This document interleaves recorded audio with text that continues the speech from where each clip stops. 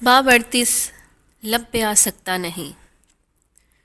آنکھ سے گزرنے والا ہر جلوہ بیان میں نہیں آ سکتا۔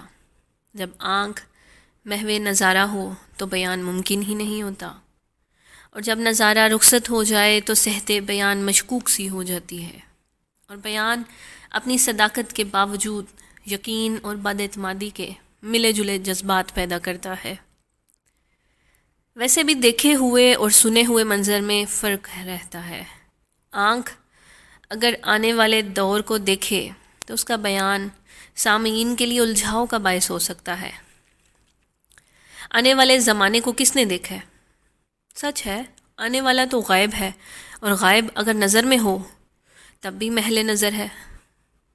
آنے والے ایام آخر جانے والے ایام سے ہی تو جنم لیتے ہیں۔ اگر حال کو غور سے دیکھا جائے تو استقبال کو قبل از وقت دیکھا جا سکتا ہے۔ اگر کوئی بوڑھا شخص بیمار رہنے لگ جائے تو مستقبل اتنا غائب بھی نہیں رہتا کہ اسے دیکھا نہ جا سکے۔ اگر خرچ آمدن سے بڑھتا جائے تو مستقبل کا اندازہ لگانا مشکل نہیں رہتا۔ اگر جوانوں میں ہیروئن کا شوق پیدا ہو اور عادت ہو جائے تو قوم ان کا مستقبل صاف ظاہر ہے۔ اگر طالب علم کا طالب نہ رہے تو نتیجے واضح ہے۔ اگر قافلہ کسی کو سالار ہی نہ مانے تو سفر گمراہی کی دلیل ہے۔ قافلے کی منزل وقت سے پہلے عیاں ہے۔ اگر میاں بیوی کے درمیان انا کے مقابلے اور مناظرے شروع ہو جائیں تو اس گھر اور گھر کے افراد کا حشر غائب کا علم نہیں کہلاتا۔ اگر خوراک میں ملاوٹ شروع ہو جائے تو صحت کے بارے میں سیمینار منعقد کرنا بیکار ہے۔ صحت کا علم وقت سے پہلے معلوم ہو سکتا ہے۔ اگر رشوت لینے والے محفوظ مرتبوں پر فائز ہوں تو مستقبل کیا مستقبل؟ اگر چوکیدار ہی چوری کرنے لگ جائیں، اگر باڑ ہی کھیت کو کھانے لگ جائے، اگر امپائر ہی غیر جانبدار نہ رہے تو مستقبل عیاں ہوتا ہے۔ اگر کسی کو کسی پر اعتماد نہ ہو، اگر کوئی کسی کے لیے بے ضرر نہ ہو، اگر ہر شخص کو ہر دوسرے شخص پر اس کی نیت پر شبہ ہو، اگر انسان اپنے آپ سے بیزار ہو، اگر الفاظ اپنے معنی سے جدا ہو جائیں تو مستقبل کے بارے میں جاننا غیب کی بات نہیں، ظاہر کا علم ہے۔ اگر سیاست اختلاف برائے اختلاف پر مبنی ہو تو سیاسی استحکام کا مستقبل آشکار سا ہو جاتا ہے۔ یہ سب باتیں اور اس طرح کی کئی باتیں ظاہر ہے ہر ذی شعور کے لیے اپنے اندر آنے والے زمانوں کی خبر رکھتی ہیں۔ کبھی کبھی حالات حاضرہ کے مشاہدے کے بغیر بھی مستقبل اپنے آنے کی قبل از وقت اطلاع دیتا ہے۔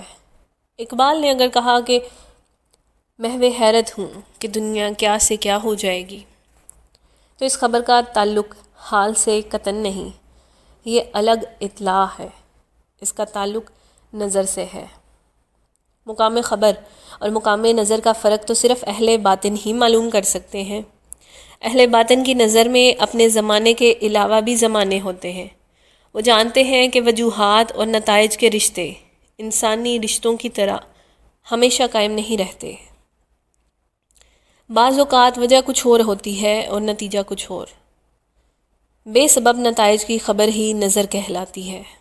صاحب نظر نقیب فطرت ہوتا ہے۔ فطرت اسے جو کچھ دکھاتی ہے وہ اسے بیان کرتا ہے، وہ صاف صاف بیان کرتا ہے، لیکن سننے والے سمجھ نہیں سکتے۔ سامعین حیران ہوتے ہیں کہ اس نے کون سا اخبار پڑھ لیا ہے، یہ شخص بہک تو نہیں گیا؟ لیکن نہیں، وہ بہکتا نہیں۔ فطرت بہکنے والوں کے ذریعے سے کوئی پیغام نہیں بھیجتی۔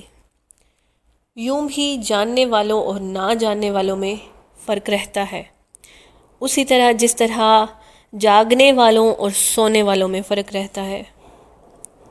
ہر دور میں جاننے والوں نے نہ جاننے والوں کو اپنے علم سے متعارف کرایا ہے۔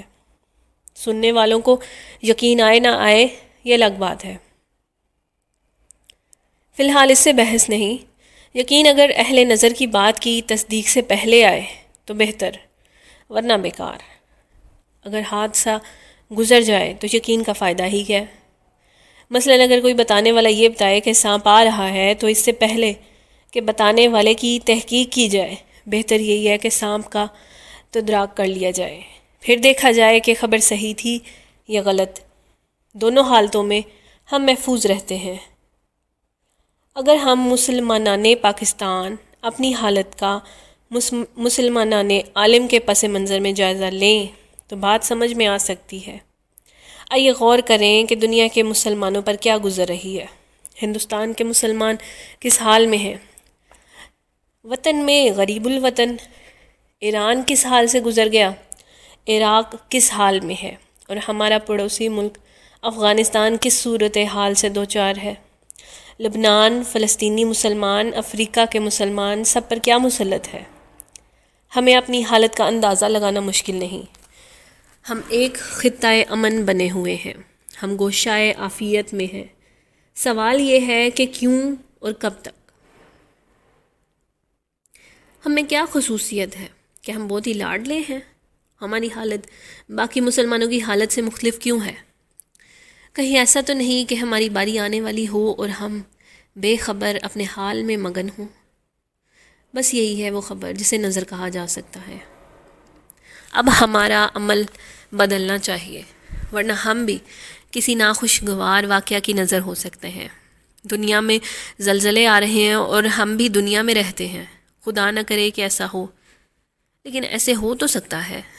خدا نہ خواستہ کسی ڈیم کو کوئی حادثہ پیش آ جائے تو معلوم ہو جائے کہ ہم کتنے پانی میں ہیں۔ خدا نہ کرے کہ ایسا ہو، لیکن ایسا ہو تو سکتا ہے۔ خدا نہ کرے کہ کوئی جنگ ہو، لیکن ہر روز کی خبریں بار بار جنگ کے امکانات کا ذکر جھوٹ ہو، اللہ کرے، لیکن اگر سچ ہو تو اندرونی خلفشار طاقت نے دبا رکھا ہے۔ اگر خدا نہ کرے کوئی لاوا ابل پڑے تو کیا ہوگا؟ ہماری سرحدوں کی حالت تشویشناک نہیں، لیکن تسلی بخش بھی تو نہیں۔ ایسی حالت میں کچھ بھی کسی وقت بھی ہو سکتا ہے۔ اللہ کرے کہ ایسا نہ ہو، لیکن ہو تو سکتا ہے۔ اسلام کے حوالے سے افغانستان ہم سے کم مسلمان نہیں، اور وقت کے لحاظ سے، طاقت کے لحاظ سے ہم کسی دشمن سے زیادہ نہیں۔ نتیجہ کچھ بھی تو ہو سکتا ہے۔ آنے والا زمانہ جانے والے زمانے سے مختلف بھی ہو سکتا ہے۔ غور کیا جائے، اگر ہمارے ساتھ خدا نخواستہ ایسا ویسا واقعہ یا حادثہ ہو گیا تو ہمارے لیے جائے مفر نہیں۔ ہم ہر طرف سے محصور ہیں۔ ہمیں اپنے دامن میں کوئی ایسا کام بھی تو نظر نہیں آتا جسے ہم کسی ناگہانی سے محفوظ رہنے کا حق حاصل کریں۔ ہمیں اللہ پر بھروسہ ہے، اور اللہ سب مسلمانوں کا بھی تو اللہ ہے۔ اب مستقبل کا دار و مدار صرف اخوت پر ہی ہو سکتا ہے، اور شومیِ قسمت کے ہم میں اخوت ہے ہی تو نہیں۔ ہمیں صرف گفتگو، لائحہ عمل، صرف بیانات سے آگے نکلنا چاہیے۔ ہمیں علم سے نکل کر عمل کے میدان میں اترنا چاہیے۔ وحدت عمل، وحدت کردار، یہی اور صرف یہی ہمارے لیے راہ نجات ہے۔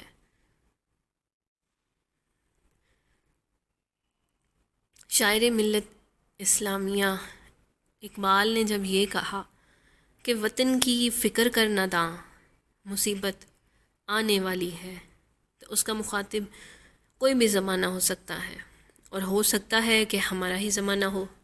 اہل نظر شاعر کی نگاہ سے زمان و مکان کے حجابات اٹھ چکے ہوتے ہیں۔ وہ اپنے زمانے سے کسی بھی زمانے کو کوئی سا پیغام دے سکتا ہے۔ اقبال دیکھ رہا تھا آنے والوں کو، جانے والوں کو۔ اقبال کی زبان سے بولنے کے والی کوئی بھی ذات ہو سکتی ہے۔ اقبال خود کہتا ہے، نکلی تو لب اقبال سے ہے، نہ جانیے ہے یہ کس کی صدا۔ تو غور کا مقام ہے، بڑے غور کا مقام ہے۔ ہمارے اندیشے اتنے بے سبب بھی نہیں، آنے والا دور اتنا خوشگوار بھی نہیں کہ ہم غفلت میں ہی اس کا انتظار کریں۔ ہو سکتا ہے، اور بہت کچھ ہو سکتا ہے۔ اگر اینٹوں میں وحدت نہ رہے تو دیوار اپنے بوجھ سے گر بھی سکتی ہے۔ تقریریں مذہبی اور سیاسی، صرف تقریریں، صرف خطابات، بیانات اور صرف الفاظ سے قوم کی تاریخ مستحکم نہیں ہوا کرتی۔ قومیں عمل پہم سے بنتی ہیں۔ ہمارا قومی عمل کیا ہے؟ ہم جس درخت کے سائے میں بیٹھے ہیں، جس کا پھل کھا رہے ہیں، اسی درخت کی قدر نہیں کرتے، اس کی حفاظت کے لیے متحد نہیں ہوتے۔ ہم کیا کرتے ہیں؟ اگر سورج کی کرنیں سورج کو ہی چاٹ لیں تو کیا ہوگا؟ اگر الفاظ کی بے معنی کثرت الفاظ کی حرمت ختم کر دے تو کیا ہوگا؟ اگر مساجد کی تعداد بڑھ جائے اور نمازیوں کی تعداد کم ہو جائے تو کیا ہوگا؟ اگر قوم میں بازو بھی نہ ہو اور قوت ایمان بھی نہ ہو تو کیا ہوگا؟ اگر آدھا رستہ طے کرنے کے بعد مسافر بددل ہو جائیں تو کیا ہوگا؟ آگے جانے کا عزم نہ رہے اور پیچھے کو لوٹنا ممکن نہ ہو تو کیا ہوگا؟ اگر زمین پر گناہوں کا بوجھ بڑھ جائے، اگر مکان اپنے مکینوں سے نالاں ہوں، اگر انسانوں کا اپنا باطن ان کے اپنے ظاہر سے پریشان ہو تو کیا ہوگا؟ اگر ہمیں یہود سے توقع ہو کہ وہ ہنود کے مقابلے میں ہمیں ترجیح دیں گے تو کیا ہوگا؟ اگر شاعر، ادیب، دانشور نظریاتی سرحدوں کی حفاظت بھی نہ کر سکے تو ملکی اور جغرافیائی سرحدوں کی حفاظت کون کرے گا؟ اگر ہم آپس میں مہربان نہ ہوں تو دشمن کے مقابلے میں متحد کیسے ہوں گے؟ اگر بلی کو دیکھ کر کبوتر آنکھیں بند کر لے تو کیا ہوگا؟ اگر سچے دین کی تبلیغ کرنے والے خود سچے نہ ہوں تو تبلیغ کی تاثیر کیا ہوگی؟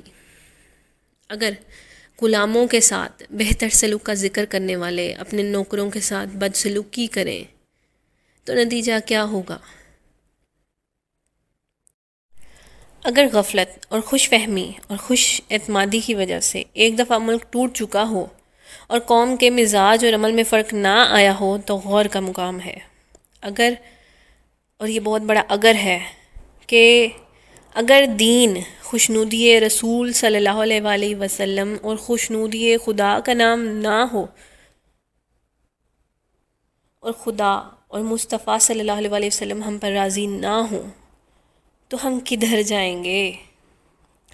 اب اس مقام پر کسی پیش گوئی اور کسی بحث کے تکلف کی ضرورت نہیں رہتی۔ یہ ابتلا کا وقت ہے۔ کیا ہم غور کرنے کی تکلیف گوارا کر سکتے ہیں؟ کیا ہم ماضی سے سبق حاصل کر سکتے ہیں؟ کیا ہم دوسرے مسلمان ممالک سے سبق حاصل کر سکتے ہیں؟ کیا ہم ایک دوسرے کو معاف کر سکتے ہیں؟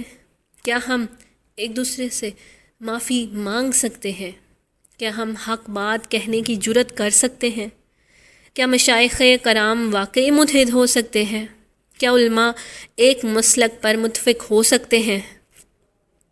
کیا سیاستدان سچ اور صرف سچ بول سکتے ہیں؟ کیا طاقت خوف کے بجائے محبت پیدا کر سکتی ہے؟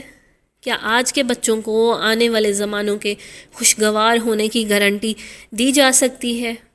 کیا آئندہ کسی ٹوٹ پھوٹ کے نہ ہونے کا یقین ہو سکتا ہے؟ کیا ہم پرانے زخموں کے لیے مرہم تیار کر رہے ہیں یا کسی نئے زخم کا انتظار کر رہے ہیں؟ اس سے پہلے کہ ہم پر رحمت اور توبہ کے دروازے بند ہوں، کیا ہم اپنی فکر اور زندگی کو بدل سکتے ہیں؟ کیا ہم دشمن کی چال سے بے خبر ہیں؟